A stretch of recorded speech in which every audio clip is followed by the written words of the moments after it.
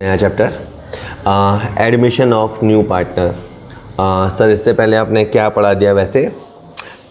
इससे पहले मैंने आपको पार्टनरशिप का बेसिक बता दिया है और गुडविल वैल्यूएशन कैसे होता है वो बताया कि सर गुडविल की अकाउंटिंग नहीं, गुडविल की अकाउंटिंग नहीं बताई, गुडविल का वैल्यूएशन कैसे होता है वो बता दिया। चलिए देखते हैं, शुरू करते हैं। सबसे पहले sir reason for admitting new partner कि सर नया साझेदार आता ही क्यों है भाई? हम 2 लोग हैं खुश हैं, 3 लोग हैं खुश हैं, किसी और को बुलाने की ज़रूरत क्या है? देखो भाई, नया बंदा आएगा पैसा लाएगा, नया बंदा आएगा काम करेगा, नया बंदा आएगा उसके जो कस्टमर होंगे या उसकी जो जान पहचान के लोग होंगे वो अब हमारी शॉप पे आएंगे। तो नए पार्टनर के आने से बहुत फ़ायदे होते हैं। आपको नुकसान ये दिखा कि भाई प्रॉफिट अब और बांटना पड़ेगा, हमारा हिस्सा कम हो जाएगा, पर ये भी तो सोचो कि अगर प्रॉफिट बढ़ गए, उसके आने से इतना ज़्यादा प्रॉफिट होने लग गया तो हो सकता है कि हमारा शेयर का परसेंटेज कम हो जाए लेकिन ओवरऑल हमारा अमाउंट बढ़ जाए। तो वो भी तो दिमाग लगाना है ना अपने को। चलिए थ्योरेटिकली कैसे लिखेंगे कि हम नए पार्टनर को बुलाते हैं ताकि कैपिटल इंक्रीज़ हो सके, यानी फंड आ सके। इसके अलावा फर्म का मैनेजमेंट हो सकता है वो बंदा बहुत होशियार हो, टेक्निकल बंदा हो, आजकल तकनीक का ज़माना है, या उसकी मैंने कहा जैसे रेपुटेशन हो, उसकी रेपुटेशन का फ़ायदा। कई बार इसलिए भी कोई हमारे से मान लो कंपटीशन कर रहा है तो आप उसको अपने साथ मिला लो, ख़त्म किस्सा, दुश्मन भी ख़त्म, दुश्मनी भी ख़त्म, वो भी तरीका होता है। ठीक है बेटा, चलिए।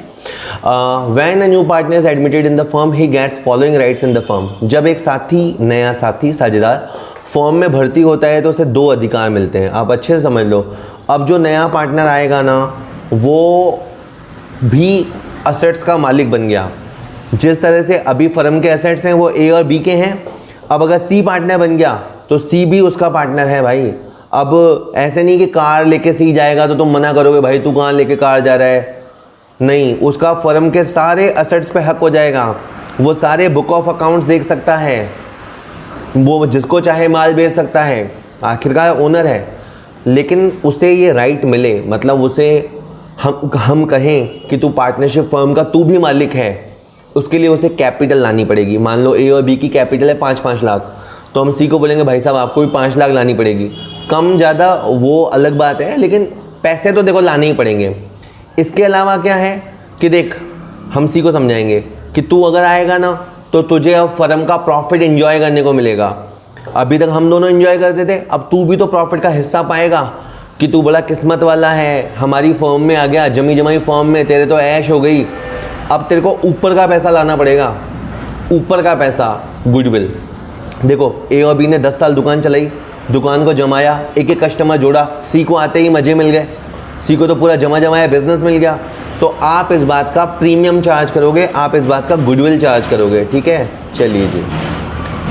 आप इसको यूँ लिखेंगे कि अगर किसी को फर्म के असेट्स का हिस्सा पाना है, मैं हिंदी में पढ़ता हूँ, अगर किसी को फर्म के असेट्स में हिस्सा पाना है तो उसे कैपिटल लानी होगी, और अगर उसे फ्यूचर में हो रहा मुनाफा पाना है, फ्यूचर में हो रहा प्रॉफिट पाना है तो उसे गुडविल का पैसा लाना होगा। आप सोचो किसी रेप्यूटेड स्कूल में यूं ही एडमिशन क्यों नहीं मिल जाता? क्योंकि उन्होंने ये रेप्यूटेशन इतने साल बनाई है, इसीलिए वो हाई फीस चार्ज करते हैं और कहीं पे चोरी छुप के डोनेशन भी लेते हैं। ठीक है ना, चलिए। अब procedure of admission of new partner, कि नए साथी को प्रवेश आप दोगे तो क्या प्रक्रिया होगी, क्या क्या स्टेप्स होंगे, तो मैं बताता हूँ। देखिए, आपको नए पार्टनर के आने पे एक तो सेक्रीफाइसिंग रेशो और न्यू रेशो निकालना है। पुराना रेशो क्वेश्चन में गिवन होता है, नहीं होता तो बराबर मान लेते हैं। नया रेशो और सेक्रीफाइस रेशो आपको निकालना है। कैसे निकालना है इस पर मैं 2 सेपरेट वीडियो बनाऊंगा। इसके बाद है revaluation of assets and liabilities. जब वो आएगा ना तो हम अपनी बैलेंस शीट को वापस से देखेंगे, एक एक चीज़ को दोबारा देखेंगे, उसको बोलते हैं रिवैल्यूएशन। और लायबिलिटीज़ के लिए वर्ड यूज़ करते हैं रीअसेसमेंट। तो हम रीवैल्यूएशन और रीअसेसमेंट करेंगे। ठीक है। तीसरा, उसके आने पे हम गुडविल का वैल्यूएशन करेंगे, वो हमने सीख लिया कैसे करेंगे, और उसके बाद उसकी अकाउंटिंग भी करेंगे। अभी आपने केवल वैल्यूएशन सीखा है, अकाउंटिंग भी अब सीखने लग जाएंगे। और इसके अलावा treatment of accumulated reserve and surplus. हो सकता है सी मतलब मैं नए को बोल रहा हूँ, सी के आने से पहले हमारे पास कुछ प्रॉफिट्स पड़े हों, हो सकता है कुछ रिजर्व्स पड़े हों, तो उसका क्या होगा ये भी आपको करना है। एज एन अकाउंटेंट आपको ये चारों बातें ध्यान रखनी है, ठीक है बेटा। चलिए एक बार हिंदी में दोहरा देता हूँ। नए साझेदार के आने पे आपको नया अनुपात और त्याग का अनुपात निकालना है, किसका कितना सेक्रीफाइस है। आपको अपनी असेट्स और लाइबिलिटीज को रिवैल्यू करना है, पुनर्मूल्यांकन करना है। इसके अलावा आपको गुडविल की अकाउंटिंग करनी है, पहले कैलकुलेशन तो करनी ही पड़ेगी। इसके अलावा जो भी आपके रिजर्व्स वगैरह हैं, प्रॉफिट्स वगैरह हैं, उनका बंटवारा आपको करना पड़ेगा। चलिए आगे सुनते हैं। Entries for capital introduced by the new partner. C आया, पैसा लाया, तो हम क्या करेंगे, हमने क्या देखा, कैश आया, तो हम एंट्री करेंगे cash account DR to C's capital. Suppose करो वो कोई असेट्स लेके आया, तो assets account DR to C's capital. तो नए साझेदार के आने पे एंट्री होगी cash account DR, bank account DR, assets account DR to new partner's capital. ये नई एंट्री नहीं है, कैश टू कैपिटल ये वो एंट्री है जहाँ से आप अकाउंट्स पढ़ना शुरू करते हो, कैश टू कैपिटल। यहाँ पे कैपिटल एक की तो है नहीं, ए की, बी की है और अभी इस मामले में सी की है, तो आपको उसका नाम लेना है, टू सीज कैपिटल या टू न्यू पार्टनर्स कैपिटल। ठीक है बेटा, चलिए आगे बढ़ते हैं। What is sacrificing ratio and why it is calculated. अब हम बोल रहे हैं सेक्रीफाइस कर दिया, अरे ऐसा क्या बलिदान कर दिया, तो बिल्कुल बलिदान है साहब। पहले ए और बी थे, मान लो वो दोनों शेयर करते थे, मान लेते हैं कि उनका रेशो था 2:1। 2:1 का मतलब क्या कि रुपया जो भी कमाया जाएगा 2 रुपये ए लेगा और 1 रुपया बी लेगा। अब सी आएगा तो सी को भी मिलेगा। अब सी को अगर मिलेगा, आप सोचो सी को मिलेगा तो ए और बी का तो कम हो जाएगा ना। अगर थोड़ी देर के लिए मान लें कि प्रॉफिट उसके आने के बाद भी 3 रुपये रहा, ये मान लें, तो अब उस 3 रुपये को खाने वाले ए बी के अलावा सी भी हो गया, तो ये कहा जाता है कि इन्होंने अपना सेक्रीफाइस किया। चलिए अब इसके बारे में सुनते हैं। कहता है sacrificing ratio refers to the ratio in which the old partners of a partnership firm surrender their share of profits in favor of the new partners. It is calculated as a difference between the old ratio and the new ratio. मैं simple बताता हूँ, देखो पुराने partners का एक ratio होता है, मान लेते हैं 50-50%। जब नया आता है ना तो उनका रेशियो 50-50% नहीं रहता, वो कुछ कम हो जाता है। तो ये जो गैप होता है ना, जितना कम हो जाता है, पहले जो रेशियो था ओल्ड रेशियो और अब जो रेशियो हो गया वो है न्यू रेशियो। तो गैप क्या है, सेक्रीफाइस रेशियो। मैं आपको अजीब सा एग्जांपल दूं, मैं सुबह उठा तो मेरी जेब में 100 रुपये थे, शाम को बैठा तो मेरी जेब में 80 रुपये थे। इसका मतलब मैंने 20 रुपये सेक्रीफाइस कर दिए। 100 से मैं 80 आ गया तो मैंने सेक्रीफाइस कर दिया अमाउंट। इसी तरह पार्टनर्स भी अपना जो रेशियो छोड़ते हैं, किसके लिए, नए के खातिर छोड़ते हैं, उसे बोलते हैं sacrifice ratio. It is very important to calculate this ratio as the new partner need to compensate the old partners.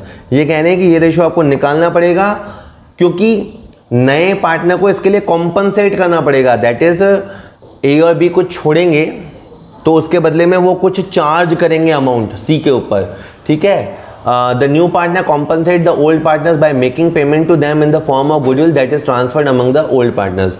कुल मिला के बात यह है कि सेक्रीफाइस रेशियो निकलेगा, इसके अलावा गुडविल कैलकुलेशन होगी और सी को कहा जाएगा कि आपको इतने रुपए लाने होंगे। अगर आपको फर्म में हमारा पार्टनर बनना है तो आपको इतने रुपए लाने होंगे और ये पैसे जो हैं वो उनके अकाउंट में चले जाएंगे जिन्होंने सेक्रीफाइस किया है। आज आप 2 क्वेश्चन अभी देखेंगे, उसमें आप देखेंगे कि जितना जिसने सेक्रीफाइस किया है उसी अनुपात में वो हिस्सा शेयर करेंगे। ठीक है, थोड़ा मुश्किल लगा, आप एक तो इसका फॉर्मूला याद रख लेना, sacrifice equal to old ratio minus new ratio. ठीक है, तो हिंदी में थोड़ा बात करें तो त्याग अनुपात उस अनुपात को बताता है जिसमें पुराने साझेदार नए के पक्ष में समर्पण करते हैं। यानी पुराने साझेदार जितना अपना छोड़ देते हैं, मान लो किसी को पहले 50% मुनाफा मिलता था, अब उसको 40% मिलता है। इसका क्या मतलब है कि उसने 10% सरेंडर कर दिया। ठीक है, और इसकी कैलकुलेशन कैसे होगी, आप पुराना अनुपात और नए अनुपात का जो गैप है वो निकाल लेना। यही सारी बात इंग्लिश में थी, अब हिंदी में। कहता है इस अनुपात की गणना करना बहुत ही महत्वपूर्ण है क्योंकि इसी अनुपात के हिसाब से वो क्षतिपूर्ति करेगा। कौन करेगा, नया पार्टनर करेगा क्षतिपूर्ति। वो बोलेगा अच्छा यार, मेरे आने से आपको तकलीफ हुई, मेरे आने की वजह से आपका रेशो कम हो गया, तो हम आपसे इतना रुपया चार्ज करेंगे। ठीक है, नया पार्टनर पुराने भागीदारों को ख्याति के रूप में भुगतान करता है, इस प्रकार से वो क्षतिपूर्ति करता है और ये राशि पुरानों के खाते में चली जाती है। ठीक है, थोड़ा सा टफ लगा बट कोई बात नहीं। अब एक सेकंड लास्ट है कि एक नया साझेदार जब आता है तो आपको रिवैल्यूएशन की ज़रूरत क्यों पड़ती है, ठीक है, इसका ये रीज़न बताता है। कहता है at the time of admission of new partner it is become very necessary to revalue the assets and liabilities of the partnership firm for assessing its true and fair value. देखिए, हमने 2010 में firm start की, उस समय building का जो भाव था और आज का जो भाव है उसमें अंतर तो होगा। आप कभी अकाउंट्स डीप में समझेंगे तो हमने बिल्डिंग को जिस मूल्य पे खरीदा उसी मूल्य पे उसे दिखाते रहे, उल्टा उस पर डेप्रिसिएशन लगा कर उसे कम करते रहे, जबकि रियल में तो उसकी बिल्डिंग की वैल्यू बढ़ गई होगी। खास करके बिल्डिंग के मामले में आपने कोई ज़मीन खरीदी, प्लॉट खरीदा, वो आपने 2012 में खरीदा और उस समय मान लो उसकी कीमत 5 लाख थी, तो आपने उसे 5 लाख पे दिखा रखा है और हो सकता है कि वो प्लॉट आज 7 लाख का हो। तो ये जो गेन है, ये जो मुनाफा है, आपको इसको कैलकुलेट करना पड़ता है ताकि करेक्ट और फेयर वैल्यू पता लगे। This is done because the value of assets and liabilities may have increase and decrease, consequently there corresponding figure in the old balance sheet में इधर बी अंडर स्टेटेड और ओवर स्टेटेड। ये कहते हैं over the period of time assets के value change होते रहते हैं। तो ऐसा हो सकता है कि जो बैलेंस शीट में वैल्यू दिखा रखा हो वो ज़्यादा दिखा रखा हो या कम दिखा रखा हो। ऐसा नहीं है कि हर चीज़ वहाँ कम होगी और हमें उसे बढ़ाना है। हो सकता है कोई चीज़ वहाँ ज़्यादा दिखा रखी हो और हमें उसे कम करना हो। इट मे ऑल्सो भी possible that some of the assets and liabilities are left unrecorded. ऐसा भी हो सकता है कि कोई चीज़ है, कोई असेट्स है या कोई लायबिलिटीज है, उसको हमने रिकॉर्ड में ना लिया हो, तो उसे रिकॉर्ड में लेना भी हमारी जिम्मेदारी है। Thus in order to record the increase और decrease the market value of assets and liabilities, revaluation account is prepared and any profit or loss associated with this increase or decrease are distributed among the old partners of the firm। कि sir क्या बोल रहे हो? कुल मिला के आपको देखो, एक तो रिवैल्यूएशन करना है। रिवैल्यूएशन का मतलब वैल्यू ऊपर जाएगी या नीचे जाएगी। कोई चीज़ अगर छूट गई है तो उसे रिकॉर्ड में लाना है, उसे अकाउंट्स में लाना है। इन सब कारस्तानी से जो भी प्रॉफिट या लॉस होगा वो पार्टनर्स को मिलेगा, ठीक है। यही बात अब आप मातृभाषा में सुनिए। हाँ, तो एक नए साथी के प्रवेश के समय संपत्तियों और दायित्वों का उचित मूल्य पता लगाने के लिए रिवैल्यूएशन करना बहुत ज़रूरी होता है। ऐसा इसलिए किया जाता है क्योंकि संपत्ति और दायित्वों का मूल्य समय के साथ बढ़ सकता है या घट सकता है और आपकी बैलेंस शीट में जो आंकड़े हो सकते हैं वो बढ़े हुए हो सकते हैं या घटे हुए हो सकते हैं। ऐसा भी हो सकता है कि कुछ असेट्स और देनदारियों को आपने लिखना ही भूल गए हों, इसलिए बाजार मूल्य में जो कम या ज़्यादा हुआ उसे रिकॉर्ड करने के लिए, इन छूटी हुई चीज़ों को रिकॉर्ड करने के लिए एक पुनर्मूल्यांकन खाता तैयार किया जाता है और इससे जो भी लाभ या हानि होगी, जो भी प्रॉफिट या लॉस होगा वो साझेदारों में बांटा जाएगा। अब आप सत्संग का आखिरी अध्याय सुनेंगे बस, और ये सबसे इम्पॉर्टेंट है। पहला point, when assets are increase. अगर कोई असेट बढ़ गई तो क्या होगा? देखो, अगर कोई असेट का भाव बढ़ गया, जैसे प्लॉट है 5 लाख से 7 लाख हो गया, बढ़ गया, तो प्रॉफिट है। प्रॉफिट है तो उसे सीआर करेंगे, ऐसे मत याद करना। अगर प्रॉफिट है तो रिवैल्यूएशन को सीआर करेंगे। इधर दाएं हाथ पर सुनिए, राइट हैंड पे। अगर लायबिलिटी इंक्रीज हो गई तो क्या है कि सर लायबिलिटी इंक्रीज हो गई तो लॉस है। मान लो कोई, हम तो सोच रहे थे 10,000 में काम हो जाएगा और 12,000 देने पड़ेंगे, तो क्या है? लॉस है।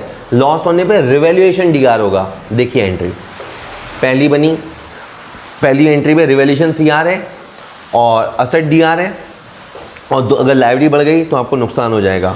आराम से इन एंट्रीज को लिख लेना आप अच्छे से, है ना। अगला सुनो, अगर असेट डिक्रीज हो गए तो, यानी कोई असेट्स है वो उसका भाव गिर गया, कोई डेटर है, मशीन है, उसका भाव गिर गया, तो क्या होगा? लॉस होगा। लॉस होने पे रिवैल्यूएशन डीआर होगा। रिवैल्यूएशन होगा डीआर और नीचे आएगा असेट्स, ठीक है। पहले इसका आंसर देख लो लेफ्ट हैंड पे, अब इस तरफ पढ़ो राइट हैंड पे। वहाँ क्या लिखा है? अगर लायबिलिटी डिक्रीज हो गई तो, कोई मांगने वाला था मर गया, मान लो कोई क्रेडिटर था वो मर गया, तो हमें फ़ायदा हो गया। फ़ायदा हो गया तो रिवैल्यूएशन होगा सीआर, रिवैल्यूएशन होगा सीआर, लायबिलिटी होगी डीआर। आखिर में जो भी प्रॉफिट या लॉस होगा वो पार्टनर्स में बांट दिया जाएगा। ये आखिरी एंट्री आपको याद करने की ज़रूरत नहीं है, ये एंट्री रिवैल्यूएशन अकाउंट से अपने आप बन जाएगी। लास्ट कहता है, in this case that is after making revaluation account the value of assets and liabilities will change in the new balance sheet, ठीक है। ये जो सारी आप एंट्रीज पास करोगे ना, वैल्यू ऊपर गई नीचे गई, उससे क्या होगा? वैल्यूज चेंज हो जाएगी। तो कभी कभी आपको बैलेंस शीट बनाने को बोलेगा तो बैलेंस शीट में वैल्यूज चेंज हो जाएंगी। जैसे पुराना प्लॉट था 5 लाख का और आपने 2 लाख की एंट्री कर दी, तो अब वो प्लॉट आ जाएगा 7 लाख पे। ये सब कैसे होगा ये अब आप आने वाले क्वेश्चनों में देखेंगे। धन्यवाद बहुत बहुत। चलिए,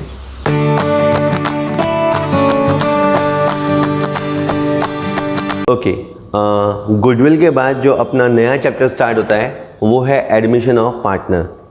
अगर आप मुझसे ये पूछें कि नया पार्टनर क्यों आएगा या हम उसे क्यों आने देंगे, तो आप ये समझिए कि जैसे अगर एक फर्म है, उसके अंदर राम है और मोहन है। अब ये लोग बिजनेस कर रहे हैं, हो सकता है कि इनको और फंड की ज़रूरत हो, और पैसा चाहिए। कि सर वो क्यों चाहिए? देखिए, बिजनेस को आप बड़े लेवल पे ले जाना चाहते हो तो आपको बड़ा पैसा चाहिए। हो सकता है कि राम और मोहन की वर्किंग्स बहुत ज़्यादा हो, तो उनको पार्टनर इसलिए भी चाहिए कि कोई आए, उनका हाथ बटाए 4-5 घंटे दुकान ऑफिस वो संभाले। तो 2-3 रीज़न होते हैं, या तो फंड रिक्वायरमेंट होती है, या आपको एक एक्टिवली काम करने वाला पार्टनर चाहिए होता है, या कई बार आपके पास एक रेप्यूटेड बंदा आता है जिसकी बहुत अच्छी रेपुटेशन है, वो आके कहता है कि मैं पार्टनर बनता हूँ। तो आपको लगता है इसको मिला लेने में, अपने साथ मिला लेने में नुकसान क्या है? उल्टा फ़ायदा ही है। आएगा तो पैसे भी लाएगा, इसकी गुडविल भी लाएगा, इसके कस्टमर हमारे कस्टमर बन जाएंगे। इस कुछ सोच के साथ नए पार्टनर को एडमिशन दिया जाता है। हमें क्या करना है? एज एन अकाउंटेंट होने के नाते उसके एडमिशन पे जो जो होगा हम उसे रिकॉर्ड करेंगे। अब कुछ तो बहुत साफ लिखा हुआ होता है और कुछ आपको खुद से समझना होगा। अब क्वेश्चन में पढ़ता हूँ और इसको अंडरस्टैंड करेंगे। The following is the balance sheet of Ram and Mohan who share profits in the ratio of 3:2। ये लोग दो हैं, राम और मोहन, उनका रेशियो है 3:2। और ये जो बैलेंस शीट आप देख रहे हो ये है 1 जनवरी 2020 की। ये बैलेंस शीट दे रखी है। एक बात आप कस के याद रख लो, जो असेट्स होते हैं वो डीआर होते हैं। ये लिखना नहीं होता, लेकिन मेरे कहने पे आप दिमाग में चस्पा कर लो, चिपका लो कि असेट्स डीआर होते हैं और लायबिलिटीज सीआर होते हैं। इससे ये भी मैं बार बार बोलूँगा कि देखो बेटा, क्रेडिटर सीआर होते हैं, यहाँ से देख के बोल रहा हूँ, राम्स कैपिटल सीआर होता है, मोहन्स कैपिटल सीआर होता है, जनरल रिजर्व सीआर होता है। उसके बाद क्वेश्चन क्या कहता है? On this date Shyam was admitted on the following conditions. ये 4 कंडीशंस पे वो हमारा पार्टनर बना। He is to pay 25,000 as his capital and 10,000 as his share of goodwill for 1/5 share in profits. हमने कहा देख श्याम, अगर तुझे आना है तो 25,000 तो तुझे कैपिटल के देने होंगे, इसके अलावा 10,000 तुझे ऊपर के देने होंगे। अब देखो, ये जो ऊपर के देने होंगे इसके लिए मैं कभी बोलूँगा प्रीमियम के देने होंगे, कभी मैं बोलूँगा गुडविल के देने होंगे। और मैंने रीज़न बनाया कि देखो, राम और मोहन ने बड़ी मेहनत से फर्म को जमाया है, तो हमने कहा देख, हम तुझे यूं ही नहीं आने देंगे, तेरे को 10,000 ऊपर का लाना होगा जो हमारा होगा। ओके, सुना थोड़ा बहुत। The new profit sharing ratio will be 5:3:2। तो ये जो क्वेश्चन में आपको दे रखा है 3:2, इसे मैं कहूँगा ओल्ड रेशो, और इस क्वेश्चन में ये जो नीचे दे रखा है ये है न्यू रेशो। आगे बढ़ते हैं। The assets are to be revalued as under. अब ये जब आया ना, तो हमने असेट्स का वापस से वैल्यूएशन किया, क्योंकि देखो बैलेंस शीट में जो वैल्यूज़ होती हैं अधिकतर वो हिस्टोरिक वैल्यूज़ होती हैं, पुरानी वैल्यूज़ होती हैं। तो उन्होंने कहा भाई हम नई वैल्यूएशन करेंगे। जैसे बिल्डिंग यहाँ 18,000 है, ये बुक वैल्यू है, लेकिन हमने कहा कि भाई बिल्डिंग 30,000 की है, मंजूर है? लेकिन नए पार्टनर से पूछो, उसने कहा मंजूर है। इसी तरह से प्लांट एंड मशीनरी यहाँ 15,000 है, यहाँ 12,000 है, स्टॉक, डेटर, इस तरह की बातें। आगे, it was found that there was a liability for 1,500 for goods received but not recorded in books. Last में ध्यान आया कि एक 1,500 रुपये की लायबिलिटी भी है, हमने माल मंगा लिया है, गुड्स मिल गया है, लेकिन हमने उस लायबिलिटी को रिकॉर्ड नहीं किया। Give journal entries to record the above. अब आपने ये जो सुना, मैं बोला और आपने सुना, अब आपने को उसकी जनरल एंट्रीज करनी है। तो हम कैसे शुरू करेंगे? सबसे पहले आप अपनी बैलेंस शीट को देखेंगे और बैलेंस शीट में आपकी नज़र टिकनी चाहिए इस जनरल रिजर्व पे, ठीक है। अब मैं आपसे क्वेश्चन करूँगा कि जनरल रिजर्व का क्या नेचर होता है, तो आप मुझे बोलेंगे जनरल रिजर्व का क्रेडिट नेचर होता है। ध्यान दीजिएगा, मैं पूछूंगा जनरल रिजर्व का कौन सा नेचर होता है, तो आप बोलेंगे इसके क्रेडिट नेचर होता है। जैसे डेबिट क्रेडिट अपन बचपन से सीखते हैं, तो ये क्रेडिट होता है। अब अपने को इसको क्या करने का है? डिस्ट्रीब्यूट करने का है। इसे हम डिस्ट्रीब्यूट करेंगे। ओके, पहले तो देख लेते हैं कैसे करेंगे। तो मैंने यहाँ पे लिखा general reserve account debit to में आ जाएगा पार्टनर्स के नाम। पार्टनर्स के नाम है राम और मोहन। ये लिखा मैंने राम, ये लिखा मैंने मोहन, यहाँ लिखा राम्स कैपिटल, यहाँ लिखा मोहन्स कैपिटल। अच्छा, यहाँ पे लिखा 5000 और वहाँ पे लिखा मैंने 3000 और 2000 कि सर समझ नहीं आया। देखिए, ये जो रिजर्व होता है ना वो प्रॉफिट में से बनता है। पहली बात, प्रॉफिट्स पे हक किसका होता है? पार्टनर्स का होता है। अब क्या होता है कि जब श्याम आया ना तो ये तो नया पार्टनर है और ये प्रॉफिट कौन सा है? पुराना। अब थोड़े जोड़ना लाइनों को, ये पुराना प्रॉफिट है तो इस पे हक किसका है? पुरानों का। इसीलिए इस 5000 को हमने पुराने रेशो में बांटा कि सर हमें नहीं समझ आता। ओके, कम से कम इस चैप्टर में मैं आपको ये बात 10 बार समझाऊंगा, अभी एक बार हुआ है, ठीक है, अभी छोड़ दो। दूसरी बात, जब वो आया तो वो 25,000 लाया कैपिटल के, 25,000 लाया कैपिटल के, यानी कैश आया, ठीक है। कैश अकाउंट DR टू कौन आया? श्याम आया, Shyam's capital. Cash account DR to Shyam's capital, यहाँ पे आ जाएगा आपका 25,000 रुपये। कि सर ये क्या हुआ? तो पहले आप सोचो कि हम कौन है? हम अकाउंटेंट हैं। देखो, ये अपन अकाउंटेंट हैं। ये एक फर्म है किसकी? राम की और मोहन की। और इस फर्म में हमने क्या देखा कि श्याम नाम का एक बंदा पैसे डाल रहा है। हम देखो, हम यहाँ खड़े हैं, अकाउंटेंट हैं अपन, है ना। अपन ने क्या देखा कि श्याम एक फर्म में पैसे लगा रहा है, तो cash comes to the business and कहाँ से आ रहा है? श्याम से। तो cash account DR to Shyam's capital. आगे बात करते हैं। इसके अलावा हमने और देखा, हमने अपनी आंखों से देखा कि इसने और पैसा लगाया गुडविल के नाम पे।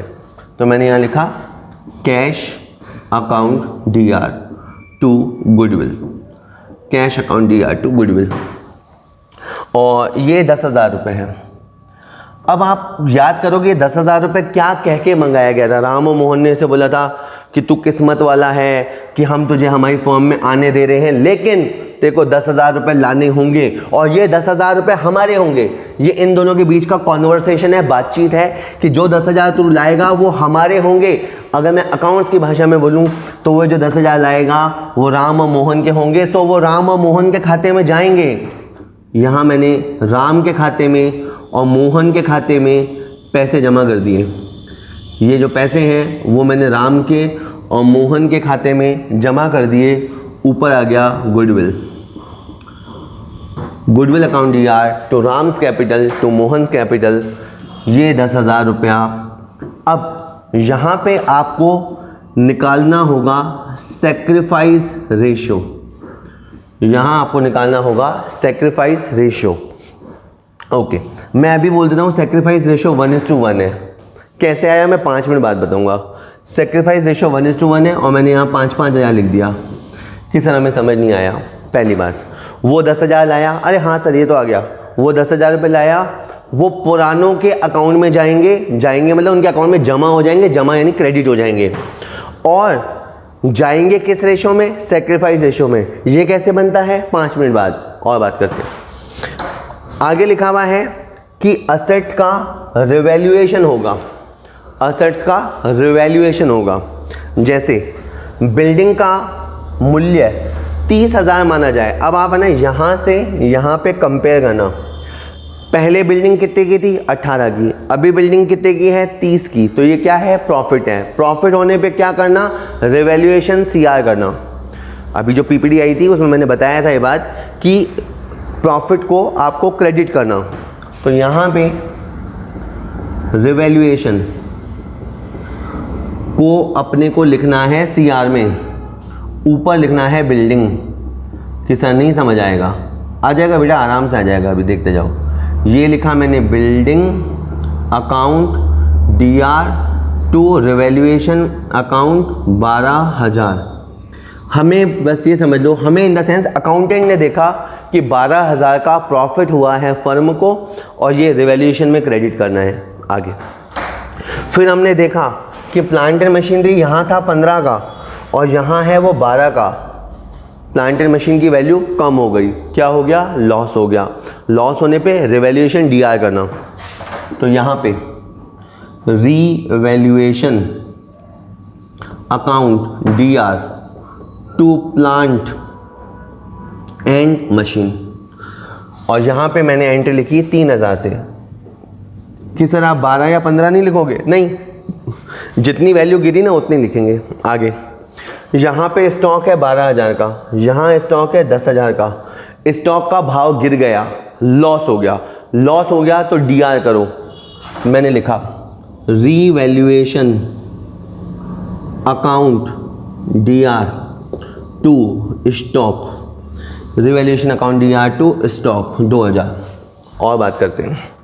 कहता है डेटर्स 9,500 के हैं। मैंने कहा क्यों?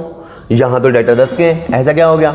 बोलता है बिकॉज ऑफ डेट्स या बिकॉज ऑफ बैड डेट्स। इसके 500 रुपये डूब गए हैं। पहले लगता था 10,000 मिलेंगे, अब लगता है 9,500 मिलेंगे। 500 रुपये का लॉस हुआ। ओके, अब 500 रुपये का लॉस हुआ तो यहाँ पे लिखा मैंने revaluation DR to debtors, revaluation DR to debtors 500 रुपये का लॉस हुआ। अब एक लास्ट पॉइंट सुन लो। It was found that there was a liability for 1500 रुपया for goods received but not recorded. 1500 रुपये की हमारे माथे पे लायबिलिटी है। क्यों है? कि जैसे हमने किसी से सामान मंगाया, सामान तो लेके रख लिया, बिल चढ़ाना भूल गए। सामान लेके रख लिया, बिल चढ़ाना भूल गए, तो अब यकायक हमें ध्यान आया कि 1500 देने होंगे। सुनने में खराब लग रहा है, देने होंगे इज अ लॉस। यहाँ पे मैंने रिवैल्यूएशन को डीआर लिखा, रिवैल्यूएशन डीआर टू यहाँ पे लिखेंगे क्रेडिटर्स, रिवैल्यूएशन टू क्रेडिटर्स 1500 रुपये देने होंगे इज अ लॉस। ओके, अब क्या होगा? ये सारी एंट्रीज होने के बाद हमें रफ के अंदर या फेयर के अंदर रिवैल्यूएशन अकाउंट बनाना पड़ेगा। कि सर क्या? अगर क्वेश्चन चाहेगा तो हम फेयर में बनाएंगे और क्वेश्चन चाहेगा तो अपन रफ के अंदर बनाएंगे। ये मैंने बनाया बेटा रिवैल्यूएशन अकाउंट। देखते जाना। एंट्री पढ़ूंगा। एंट्री लिखी है building account DR to revaluation. आप बचपन में पोस्टिंग सीखते हैं। रिवैल्यूएशन कहाँ है? सीआर में। तो सीआर में जाके लिखेंगे बाय बिल्डिंग 12,000। एंट्री है रिवैल्यूएशन टू प्लांट। तो रिवैल्यूएशन कहाँ है? डीआर में। तो डीआर में जाके लिखेंगे to plant. Revaluation DR to stock. Revaluation कहाँ है? डीआर में। तो लिखेंगे टू स्टॉक। उसके बाद क्या है? Revaluation DR to debtor, DR location to debtors. उसके बाद क्या लिखा हुआ है? Revaluation to creditor. तो यहाँ पे लिखा मैंने टू क्रेडिटर। ओके, अब यहाँ हो रहा है 12,000 और यहाँ हो रहा है 7,000। ये 12,000, ये 7,000, ये 5,000 का गैप है। ये 5,000 का गैप जो है इसे प्रॉफिट बोलेंगे। प्रॉफिट इस तरफ होते हैं, लॉस इस तरफ होते हैं। प्रॉफिट की अमाउंट ज़्यादा है तो हमें नेट प्रॉफिट हुआ है। ये प्रॉफिट पार्टनर्स को मिलेगा, पार्टनर्स को मिलेगा यानी राम और मोहन को मिलेगा। मैंने यहाँ पे लिखा टू राम और यहाँ लिखा मैंने टू मोहन और यहाँ से बनाई मैंने एंट्री ऊपर से नीचे रिवैल्यूएशन टू राम मोहन। तो मैंने यहाँ पे लिखा, आपको टफ लगा, revaluation DR to Ram to Mohan. कि सर हमें समझ नहीं आता। सारी एंट्रीज करने के बाद आपको रिवैल्यूएशन का नतीजा निकालना है। जो भी नतीजा हो, इधर प्रॉफिट और लॉस जो भी होगा वो पार्टनर्स का होगा, ओल्ड पार्टनर्स का। तो ये 5,000 को मैं 3:2 में बांट दिया। ओके, आप लोग थक गए हैं बट मैं एक छोटी सी बात और बोलता हूँ कि इस क्वेश्चन में आपको ओल्ड रेशो दे रखा था और आपको न्यू रेशो भी दे रखा था। अभी के लिए आप एक बस फॉर्मूला याद रखो, सेक्रीफाइस। सेक्रीफाइस का मतलब होता है त्याग करना। अगर कभी भी सेक्रीफाइस रेशो निकालना पड़े तो अपन ओल्ड रेशो में से न्यू रेशो माइनस करेंगे। अगर मैं राम की बात करूं तो राम का पहले रेशो था 3/5 और अब उसका रेशो है 5/10 और फिर 5 और 10 का आप एलसीएम ले लेना। सॉल्व कर लेना। तो ये आया है 1/10 कि सर नहीं समझ में आता, कोई बात नहीं। राम के बाद आ जाओ आप मोहन पे। मोहन का पहले रेशो क्या था 2/5, पहले उसका रेशो था 2/5 और अब उसका रेशो क्या है 3/10। ठीक है, ये 5 और 10 का एलसीएम लेना है, सॉल्व करना है। यहाँ 4 आया, यहाँ 3 आया, यहाँ पे आया 1/10। देखो 1/10 1/10 यानी एक जैसा, 1/10 1/10 दोनों में 10 कॉमन है, 1:1 1:1 यानी इक्वल।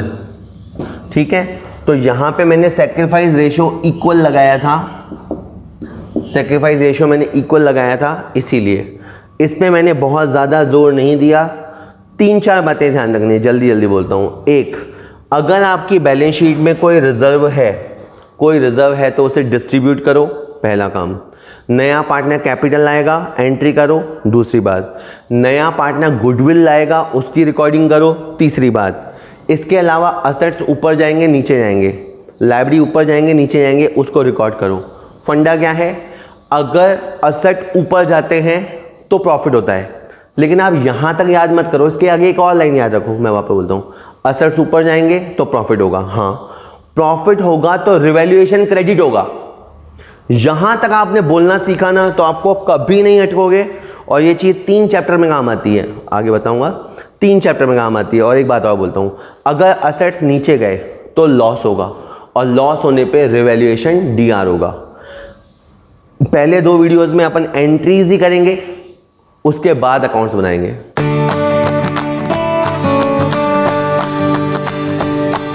क्वेश्चन नंबर 2 आ रहा है, एडमिशन ऑफ पार्टनर चल रहा है। लेकिन अगर मैं ये शुरू करने से पहले आपसे पूछूं कि राजस्थान में कोरोना के लिए स्टेट हेल्पलाइन नंबर क्या है, आपको याद नहीं है। सेंटर का हेल्पलाइन नंबर क्या है, आपको याद नहीं है, मुझे भी याद नहीं है, तो क्यों पूछ रहे हो? मैं आपको ये बता रहा हूँ कि अपन दिन में 10 बार फ़ोन करते हैं। हर बार फ़ोन करने से पहले वो ट्यून आती है जिसमें वो सारे प्रिकॉशंस बताती है और अपने को हेल्पलाइन नंबर बताती है। फिर भी दिन में 10 बार और पिछले 90 दिन में 900 बार सुनने के बाद भी हमें याद नहीं है एक छोटा सा नंबर। रीज़न ये कि हमने कभी ध्यान नहीं दिया। मैं क्या कहता हूँ, अगर आप किसी भी चीज़ पे ध्यान नहीं देंगे ना तो वहाँ से रिज़ल्ट नहीं आएगा। आप ये मेरे लेक्चर सुन रहे हैं, मेरे अलावा कितने ही लेक्चर्स पढ़े हैं वीडियोस में। अगर आप ध्यान देंगे तो आपको इतना मिल जाएगा जितना आपने सोचा नहीं होगा। लेकिन अगर आप ध्यान नहीं देंगे तो मैं पढ़ाऊँ, चाहे मुझसे बड़े बहुत सारे टीचर होंगे वो पढ़ाएं, कोई फ़ायदा नहीं होगा। अनलेस आप अपना ध्यान लगाएंगे तब तक कुछ नहीं होगा। तो प्लीज़ पढ़िए, सुनेंगे आपका फ़ायदा होगा। पढ़ाई के साथ एक ही प्रॉब्लम है, वो ये है कि उसमें इंस्टेंट बेनिफिट नहीं होता, तुरंत मज़ा नहीं मिलता। बाकी सब में क्या है, आपको जो भी चीज़ें अच्छी लगती हैं, चलो कह देते हैं फेसबुक, इंस्टाग्राम, जो मूवीज़, चॉकलेट, जो भी चीज़ें हैं, उन सब में क्या होता है, आपको इंस्टेंट मज़ा मिलता है कि इधर काम किया, इधर मज़ा मिला। पढ़ाई के साथ क्या है कि 5 साल 10 साल करते रहो और मज़ा मिलता है बाद में, लेकिन मज़ा मिलता है जीवन भर। अगर आपको ये बात समझ आ जाए तो ठीक है, नहीं समझ में आए तो जो आपकी किस्मत। क्वेश्चन देखते हैं। Raj, Balraj are partners sharing profits in the ratio of 2:1। 2 partner हैं, बैलेंस शीट गेन दे रखा है, बैलेंस शीट है 31 मार्च 2020 का। They agree to admit Rajan into the partnership. उन्होंने कहा राजन हम तेरे को पार्टनर बनाएंगे। पहले ही राज बलराज है, एक राजन आ गया।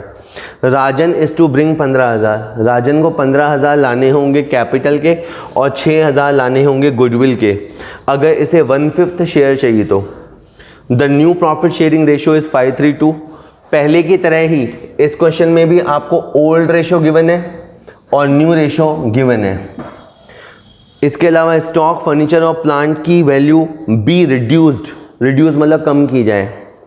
Provision 5% is to be created for doubtful debts. एक प्रोविज़न क्रिएट किया जाए। Building is to appreciate, building को एप्रिसिएट किया जाए। देखो एक होता है डेप्रिसिएट, एक होता है एप्रिसिएट। आप भी डे बाय डे खुद को या तो यही करते हो, डेप्रिसिएट या एप्रिसिएट। तुम सोच लो, एक लाइफ मिली, उसका क्या करना है। Amount of goodwill is to be withdrawn by the old partners, prepare journal entries. मैं क्वेश्चन सुना, एकदम से मुझे समझ नहीं आया मैं क्या करूं। फिर मुझे धीरे धीरे ध्यान आया कि ये पार्टनरशिप का क्वेश्चन है और इसमें बाकी बातों के अलावा जैसे ये लिखा है असेट्स, असेट्स के पास में डीआर लिख दिया। लिखा हुआ नहीं होगा, लिखना भी नहीं है, दिमाग में लिखना है कि असेट डीआर होता है। और लाइब्रेरीज के पास में लिख दिया सीआर। ठीक है, अब देखो ध्यान से, ये है वर्कमैन कॉम्पनसेशन क्लेम।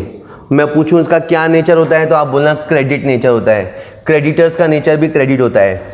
ये हमने 6000 क्या, यहाँ वर्कमैन कॉम्पनसेशन रिजर्व कर देते हैं, यहाँ रिजर्व वर्ड है। हमने यहाँ पे एक 6000 का रिजर्व दिया हुआ है, 6000 का रिजर्व दे रखा है। अगर हमारे पास जो लोग काम करते हैं, हमारे पास जो वर्कर्स काम करते हैं, उनको कुछ हो गया, उनका कोई एक्सीडेंट हो गया, तो हमें देने के लिए चाहिए होता है। ठीक है, इसलिए हमने रिजर्व बना रखा है। लेकिन हमने इस पूरे क्वेश्चन में देखा कहीं पे भी किसी का एक्सीडेंट नहीं हुआ, कहीं पे भी हमारे ऊपर क्लेम नहीं आया। मतलब इस रिजर्व की हमें ज़रूरत नहीं है, हमने बना रखा है पर इसकी ज़रूरत नहीं है। अब सबसे पहले आपको क्या करना है कि ये जो वर्कमैन कंपनसेशन रिजर्व दे रखा है, क्रेडिट तो ये हो रखा है, क्रेडिट होना तो उसका नेचर है, आपको उसको डेबिट करना है। मैंने लिखा workmen compensation reserve debit to Raj और बलराज। कि सर हमें पिछले क्वेश्चन में भी ये बात समझ नहीं आई थी। सिंपल में समझो, जितने भी रिजर्व होते हैं वो प्रॉफिट्स में से बनते हैं और प्रॉफिट्स पे पार्टनर्स का हक होता है। ये पुराना बैलेंस शीट है, इसलिए इस पे हक जो है, हक वो पुरानों का है। तो ये जो 6000 रुपये पे हक है वो पुरानों का है और यहाँ पे 4000 रुपये और 2000 आ जाएगा। ठीक है, टफ लगा, कोई ना, और सुनते हैं। इसके बाद राजन आया और 15,000 लाया। तो हमने क्या देखा, मैं वापस वही बोलूँगा कि ये बिजनेस है, ये नया पार्टनर है। हमने क्या देखा कि ये बंदा पैसे लगा रहा है, तो cash account DR to Rajan capital, cash account DR to Rajan capital. इस बंदे ने 15,000 रुपये लगाया। उसके बाद हमने और क्या देखा कि वो 6,000 रुपये और लाया। मैंने यहाँ पे लिखा cash account DR to goodwill. मुझे रीज़न पता है कि वो बाकी के 6,000 क्यों लाया है, तो वो गुडविल के लाया है। अब ये जो 6,000 लाया है, ये लाया तो है नया पार्टनर, पर ये किसके अकाउंट में जाएंगे, पुरानों के अकाउंट में। पुरानों के अकाउंट में जाएंगे क्योंकि उन्होंने सेक्रीफाइस किया है। यहाँ पे लिखा मैंने goodwill account DR, goodwill account DR to Raj to Balraj.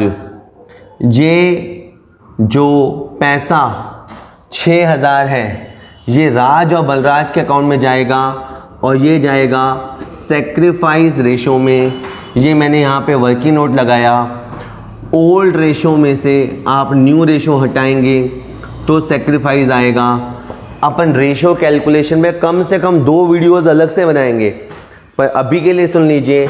Sacrifice के लिए old position minus new position. For example Raj का पहले क्या पोजीशन था, 2/3 और उसका न्यू पोजीशन क्या है 5/10। 2/3 माइनस 5/10, 3 और 10 का एलसीएम ले लिया, 30 हो गया। यहाँ पे 20 आ गया, यहाँ 3 15 हो गया, 5/30। ठीक है, अगर मैं राज के बाद बलराज की बात करूं तो बलराज का रेशो था 1/3 और उसका न्यू रेशो है 3/10। 3 और 10 का एलसीएम हो गया 30 में मतलब दोनों का भाग चला जाएगा। ये 10 - 9 130।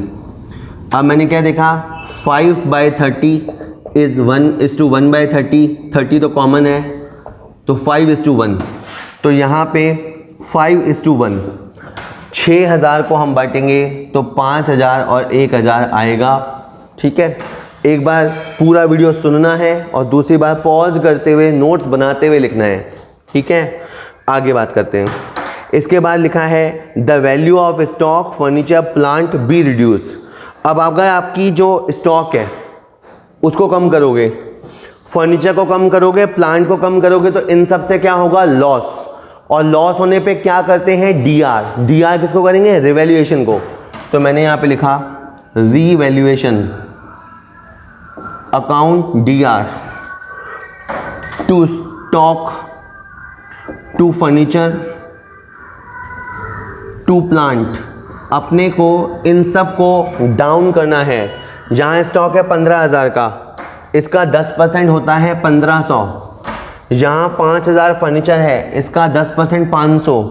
और यहाँ प्लांट है 35,000, ये 3,500, 5,500।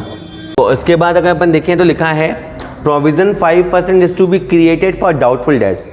देखिए, डेट्स यानी होता है उधार और डाउटफुल यानी मिलना उसका डाउट पे है। ठीक है, तो 5% का मिलना डाउट में है, तो ये कोई अच्छी बात तो है नहीं, ये भी लॉस है। लॉस होने पे रिवैल्यूएशन डीआर करना है। अगर आप यूँ भी याद करेंगे लॉस होने पे डीआर करना है, तो भी देखो ये ढंग से याद नहीं होगा, क्योंकि लॉस होने में क्या डीआर करना है, तो यहाँ पे आएगा रिवैल्यूएशन। तो आपको लॉस होने पे रिवैल्यूएशन को डीआर करना है और नीचे आ जाएगा आपका PBD। हमने बचपन में खूब प्रोविज़न बनाए हैं। रिवैल्यूएशन टू प्रोविज़न 5% बनेगा, 5% इस 9,700 का बनेगा, 9,700 उसका 5% 485 रुपये का प्रोविज़न बनेगा। इसके बाद क्वेश्चन कहता है building is to appreciated at the rate 20%। आपको बिल्डिंग को एप्रिसिएट करना है, तो क्या है? प्रॉफिट है। असेट की वैल्यू ऊंची जाएगी तो प्रॉफिट होगा। प्रॉफिट होने पे क्रेडिट करना है किसे? रिवैल्यूएशन को। तो रिवैल्यूएशन को करेंगे क्रेडिट, रिवैल्यूएशन को करेंगे क्रेडिट, और ये आएगा बिल्डिंग। तो एंट्री इस तरह से बन गई, बिल्डिंग टू रिवैल्यूएशन। 50,000 का 20% 10,000 होता है। इसके बाद आपको भूलना नहीं है, क्वेश्चन कहे न कहे आपको रिवैल्यूएशन अकाउंट बनाना है। क्वेश्चन अगर नहीं बोलेगा तो हम इसको वर्किंग नोट में बनाएंगे। देखिएगा, एंट्री में है रिवैल्यूएशन डीआर टू स्टॉक, तो यहाँ लिखा मैंने टू स्टॉक। इसको क्या पढ़ेंगे? Revaluation DR to furniture, to furniture. इसे क्या रीड करेंगे? Revaluation DR to plant, to plant. इसे क्या पढ़ेंगे? Revaluation DR to PVD, to PBD. इसे क्या पढ़ेंगे? Building to revaluation. रिवैल्यूएशन कहाँ है? सीआर में, बाय बिल्डिंग। और अब आप देखो, आपका इस तरफ हो रहा है 10,000, इधर हो रहा है 5, 5.5, 5,985, वापस 4, 5,500, 5,985, और ये हो गया 6,000, और ये 4,015। ये साइड का और ये साइड का गैप है 4,015, और ये 4,015 क्या है? तो मैं कहूँगा प्रॉफिट है। आप कहेंगे सर कैसे पता? क्योंकि सीआर साइड ज़्यादा होता है तो प्रॉफिट होता है। प्रॉफिट किसका है? पार्टनर्स का है। पार्टनर्स कौन है? राज बलराज। कि सर नया क्यों नहीं? देखिए, ये पुरानी बैलेंस शीट है। इस पुरानी बैलेंस शीट का जो रिवैल्यूएशन हुआ है उसका जो भी नतीजा होगा, अच्छा चाहे बुरा, उसके जिम्मेवार पुराने लोग होंगे, यानी राज और बलराज। राज और बलराज का रेशो है 2:1, तो 4,015 इंटू 2/3, 3 एकम 3, 3 तरीका 9, 3 तरीका 9, और 25 में जाएगा नहीं, 3 अट्ठे 24। ठीक है, कोई ना, ये 1,338 और 2,677। ठीक है, तो यहाँ से आप देखिए रिवैल्यूएशन टू राज बलराज, यहाँ से एक एंट्री बनेगी, मैंने लिखा है इसको, revaluation DR to Raj to Balraj capital. हम अकाउंटेंट हैं, प्रॉफिट हुआ तो वो हमने पार्टनर्स के अकाउंट में पहुंचा दिया, उनके पुराने रेशो में कैलकुलेशन थोड़ी सी पॉइंट्स में आई है, उससे कोई फ़र्क नहीं पड़ता है जो ठीक है। और बस एक बात और, इसमें लास्ट में लिखा है amount of goodwill is to be withdrawn by the old partners. अब क्या लिखा है कि पार्टनर्स अमाउंट विड्रॉ करेंगे। कौन सा अमाउंट विड्रॉ करेंगे? ये गुडविल का जो पैसा इनके खाते में जमा हुआ, इन्होंने कहा हम इसे विड्रॉ करेंगे। तो हमने क्या देखा अपनी आंखों से कि जो राज और बलराज हैं, ये देखो राज और बलराज, ये फर्म है, हमें देख रहे हैं कि राज और बलराज पैसा लेके जा रहे हैं। राज और बलराज पैसा लेके जा रहे हैं तो कैश आएगा नीचे, ऊपर आएगा राज कैपिटल, ये आएगा बलराज कैपिटल, और इनके खाते में जो पैसा क्रेडिट हुआ वो है 5,000 और 1,000। ये ठीक कैसा है? जैसे मान लो आपको बैंक से एक मैसेज आया कि आपके खाते में 2,000 क्रेडिट हुए ब्याज के। आपको कहे बैंक वाला कि आपके खाते में 2,000 ब्याज क्रेडिट है। आपका दो ऑप्शन है, या तो वो अकाउंट में पड़े रहने दो, आपके अकाउंट में आ गए पड़े रहने दो, और चाहो तो एटीएम से जाके विड्रॉ करके आ जाओ। इन पार्टनर्स ये चाहते तो ये इनके अकाउंट में पड़े रहते, पर इन्होंने कहा हम तो विड्रॉ करेंगे। तो विड्रॉ करेंगे तो पैसे गए, राज बलराज के खाते में से पैसे गए। यहाँ से इस तरह से एंट्री करनी, Raj capital Balraj capital to cash. Final summary, इस क्वेश्चन में लगभग 4 चीज़ें आएंगी ही आएंगी। पहला, जो आपको पुराना बैलेंस शीट होगा उसमें अगर कोई पुराना रिजर्व है तो उसे डिस्ट्रीब्यूट करो। एक बात, नया पार्टनर कैपिटल लाएगा और गुडविल लाएगा, उसकी अकाउंटिंग करो। रिवैल्यूएशन जरूर होगा, असेट ऊपर जाएंगे नीचे जाएंगे, ऊपर जाएं तो प्रॉफिट, असेट नीचे जाएं तो लॉस, उनकी एंट्री करनी है। एंट्री करके याद करके रिवैल्यूएशन अकाउंट बना के नतीजा निकालना है। और इसके अलावा अगर पार्टनर्स गुडविल का पैसा निकाल लें तो आपको उसकी भी एंट्री करनी है। ठीक है, 2-4 बार प्रैक्टिस करेंगे, आपको डेफिनेट समझ आ जाएगा।